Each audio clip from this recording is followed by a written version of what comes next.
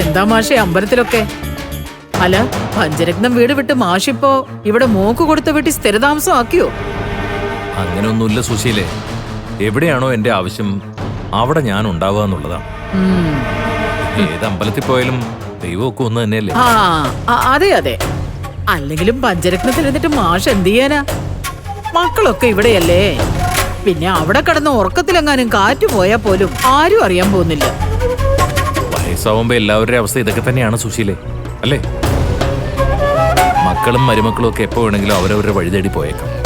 പക്ഷേ നീ ആ കാര്യത്തിൽ ഭാഗ്യവതി തന്നെയാണ്. ഓ, അത് വെറും ഭാഗ്യം മാത്രമല്ല മാഷേ, സ്വന്തം മക്കളെ കൂടെ നിർത്താനുള്ള സുശീലയുടെ മിടുക്ക് കൂടിയ.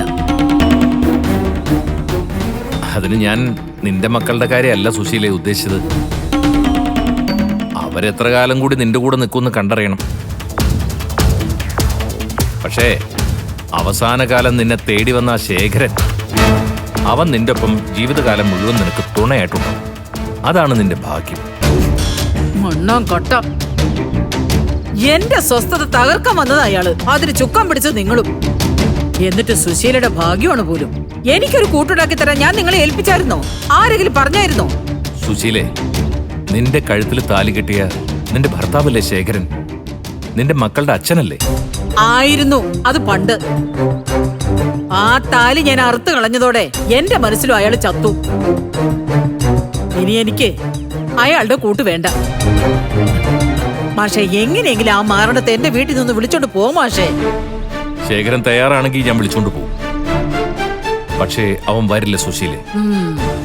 നിന്നെയും മക്കളെയും വിട്ട് അവൻ എങ്ങോട്ടും പോവില്ല. എങ്ങനെ പോകും? നല്ല സുഖ ജീവിതമാണല്ലോ അവിടെ.